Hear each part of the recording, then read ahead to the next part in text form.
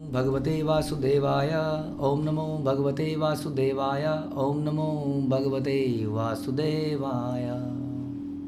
श्रीमद् भागवतम चौथा कैंटो 17वां अध्याय और 23वां श्लोक। महाराज पृथु किस प्रकार से पृथ्वी पर कुपित हो गए, तो हमने सुना था किस प्रकार पृथ्वी भागी गाय बनकर, लेकिन भगवान ने उसको छोड़ा नहीं। और इस प्रकार आगे क्या होता है तो देखते हैं। यवसम जगद्य नुदिनं नैव योग्ध्योधसंपया तस्यामेवं हि दृष्टायां दंडो नात्र न शश्यते। यद्यपि तुम नित्य ही हरी घास चरती हो, किंतु तुम हमारे उपयोग के लिए अपने थन को दूध से भरती नहीं हो। कहाँ जा रहा है दूध? जैसे कि एक बिजनेसमैन बहुत सेल कर रहा है, करोड़ों के, इसलिए प्रॉफिट नहीं हो रहा है, इसलिए इनकम टैक्स नहीं बन रहा है। सेल तो बहुत हो रही है, इनकम भी बहुत हो रही है, कहाँ जा रहा है? तो बताने कि तुम घास तो चढ़ती हो, भगवान की दी हुई घास, लेकिन दूध नहीं दे रही हो, क्योंकि तुम जानबूझकर अपराध कर रही हो। दूध देने से मतलब पृथ्वी है, क्योंकि तो आप समझ लीजिए पृथ्वी का दूध क्या हो गया। पृथ्वी से जो भी चीज़ें निकलती हैं, चाहे खाने की चीज़ें, चाहे खनिज पदार्थ हो, वटेवर, तो तुम जानबूझकर अपराध कर रही हो।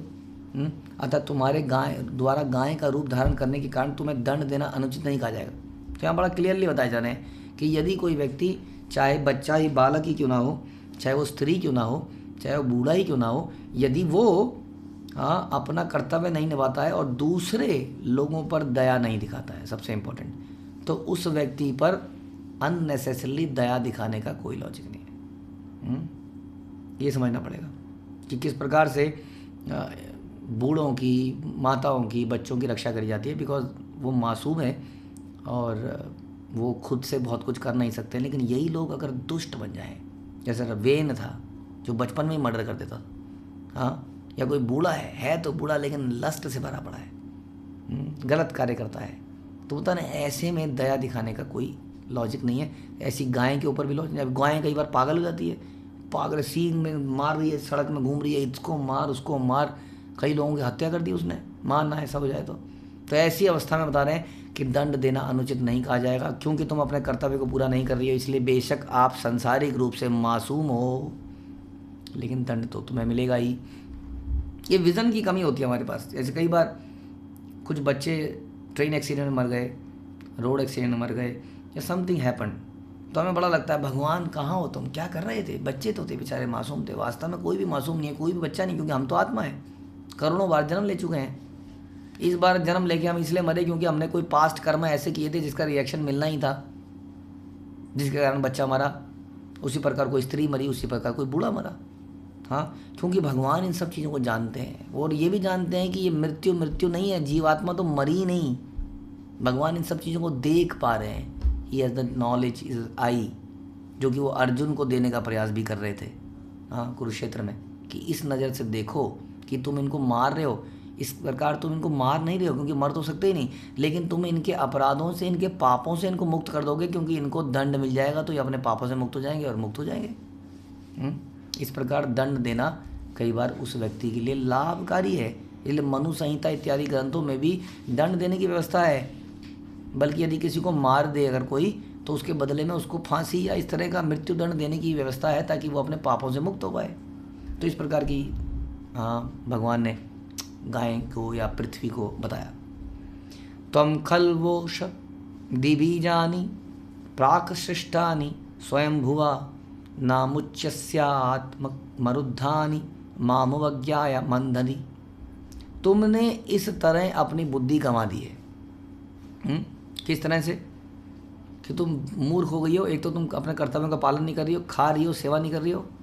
हाँ, तो ये हमें भी सोचना चाहिए कि हम भगवान का दिया हुआ खा रहे हैं। वास्तव में हम सब लोग, कोई भी व्यक्ति ये नहीं कह सकता कि मैं अपना कमाया हुआ खा रहा हूँ।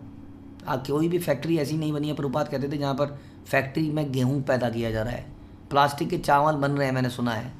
अब प्लास्टिक के चावल खाना चाहेंगे आप? कई कंट्रीज प्लास्टिक के चावल बना रही हैं, या मना उसके अंदर मिला दे रही हैं। तो वास्तव में ना तो कोई चावल बनाने वाली फैक्ट्री हमने बनाई है, ना कोई आलू, ना कोई गोभी बनाने वाली फैक्ट्री हमने लगाई है। हाँ, ये तो प्रकृति से मिलता है, और प्रकृति भगवान है, भगवान की शक्ति है।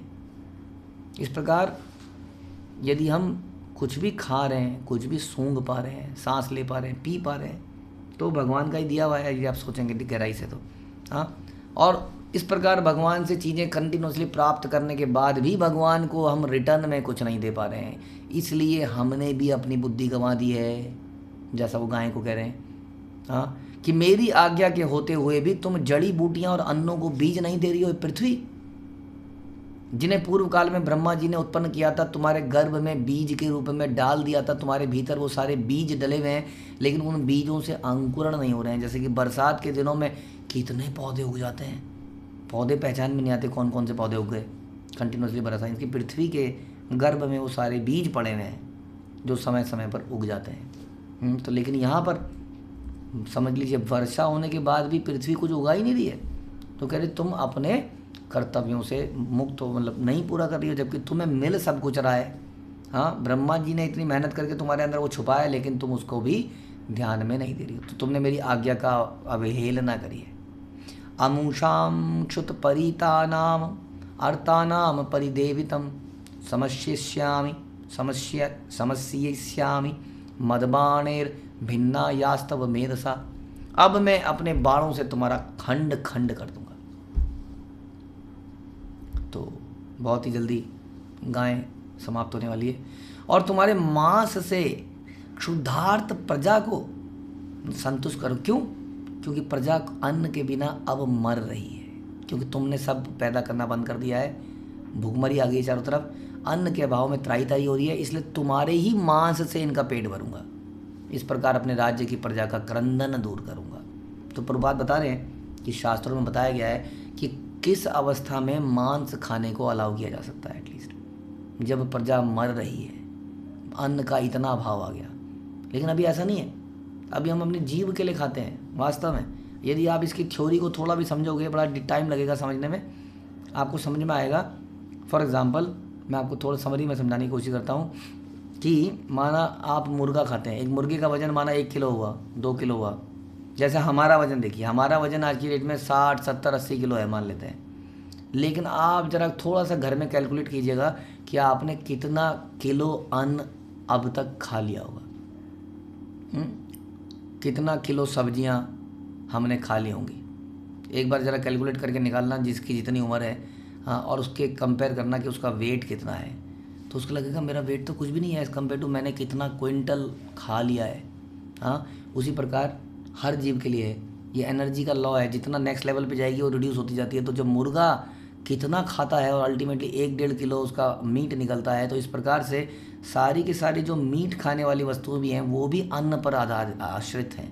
और जब मीट की डिमांड पड़ती है तो इनडायरेक्टली अन्न के ऊपर ज़्यादा प्रेशर पड़ता है।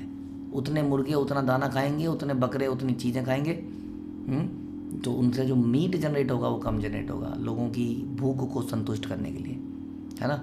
उसके बदले में आप कितने दिनों के लिए भोगों को संतुष्ट कर सकते थे यदि उतना अनाज लोगों को डायरेक्टली। तो अनाज की कमी कभी भी नहीं है संसार में।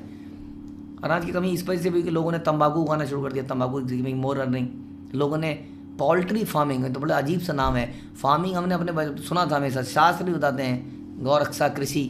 हाँ, ये जो वाणिज्य करता है, जो वैश्य है, वैश्य कम्युनिटी का ये काम है। लेकिन कौन जानता था कि कृषि में मुर्गा की कृषि भी हो जाएगी। मंडियों का नाम सुना था, सब्जी मंडी, मुर्गा मंडी बन जाएगी, ये किसने सोचा था। तो इसलिए बता रहे हैं कि ये चीज़ों के लिए प्रेस्क्रिप्शन तभी है जब संसार में अन्न खत्म हो जाए, लोगों की भूखमरी हो जाए। लेकिन अन्न का तो कभी अभाव ही नहीं। अन्न का अभाव भी कृत्रिम अभाव है, हमारे कृत्यों से बना है, हमारे इम्बैलेंस जो हमने क्रिएट किया संसार में, उसकी वजह से कभी कभी कहीं कहीं पर अन्न की कमी दिखती है, वास्तव में वो है नहीं। हाँ, इसलिए बता रहे हैं कि तुम गलत करिए। इसलिए प्रभुपाद इसको बड़ा डिटेल में बता रहे हैं कि संसार में बहुत बड़ा आर्टिफिशियल वो क्रिएट किया गया है कि अनाज की कमी होती जा रही है, अनाज की कमी होती जा रही है। और इसी चक्कर में संसार में लोगों ने क्या किया, लोगों ने पेस्टिसाइड्स एंड उसके ऊपर ये जो कृत्रिम यूरिया एक्सेट्रा बनाना शुरू किया कि अनाज की कमी है और उगाया जाए। तो उन्होंने यूरिया डाला, आर्टिफिशियल तरीके से अन्न को ग्रो किया गया। प्राकृतिक तरीका नहीं है वो। ग्रोथ के लिए भगवान ने एक नेचुरल तरीका बना रखा है। पृथ्वी के अंदर कैसे वो पानी और धूप और चीज़ों में ग्रो करेगा। तो ये सारी आर्टिफिशियल चीज़ों से क्या हो गया, खाने की क्वालिटी ख़राब हो गई, अन्न का अभाव लगने लगा। फिर प्रभुपाद कह रहे हैं हमने बूचड़ खाने यानी कि स्लॉटर हाउसेस खोल दिए। उस स्लॉटर हाउस ऑर्गेनाइज तरीके से हमने काटना शुरू कर दिया जीव की संतुष्टि के लिए। तो ये सब चीज़ जो है अननेचुरल है, इसके बारे में बता रहे हैं। तो राजा पृथु भी कह रहे हैं कि अब तुम्हें मारकर मैं इन नागरिकों को संतुष्ट करूँगा। पुमान योषिदुत क्लिब आत्मसंभवनो अधम भूतेषु निरनुक्रोशो नृपाणाम तद्धो अवध। ऐसा कोई भी क्रूर व्यक्ति, चाहे वह पुरुष हो, स्त्री हो या नपुंसक हो, जो आत्म पोषण में ही रुचि रखता है, अपने लिए सोचता है मेरी भूख कैसे मिटे। जैसे कि हम लोग प्रसादम की लाइन में एक दूसरे को कुचल डालने के लिए भी तैयार रहते हैं। माताओं की ज़बरदस्त लाइन, चोटियाँ खींच के रगड़ने को तैयार हैं एक दूसरे को। किसी तरह से बहुत कुछ होता है। आध्यात्मिक संस्थाओं में भी जब प्रसादम की लाइन है तो बहुत कुछ काना फूसी है, मेरी जान पहचान, ये तो मेरा अपना है, लाइन के बीच में से लग जाना, प्लेट में चुपचाप खड़े हो जाना, साइड में किसी के बातें करते रहना, फिर चुपचाप लाइन में घुस जाना। लोग बहुत टैक्टिक्स सोचते हैं किसी तरीके से, फिर बोलते हैं मैंने इतनी लंबी लाइन को अवॉइड कर दिया। क्यों? क्योंकि हम आत्म पोषण के बारे में सोचते हैं। How can I satisfy my self, how can I fulfil my requirements, my desires, that is my only priority. इसलिए बता रहे हैं कि कोई भी क्रूर व्यक्ति कौन? जो आत्म पोषण में रुचि रखे, केवल ये सोचे कि मेरा लाभ किस चीज़ में है, वो क्रूर बता रहे हैं यहाँ पर। चाहे पुरुष हो, चाहे स्त्री हो, नपुंसक हो, कोई भी हो, जो जिस प्रकार दूसरे जीवों पर दया नहीं दिखा रहा है, हाँ, वो राजा द्वारा वध्य है, उसका समाप्त किया जा सकता है। उसमें कोई दया दिखाने की जरूरत नहीं कि ये तो स्त्री है, ये तो ये है। अब आपने देखा कि किस प्रकार से शूर्पणखा जो है, भगवान खेल रहे थे कि मैं तो शादी नहीं कर सकता, तुम लक्ष्मण के पास चली जाओ।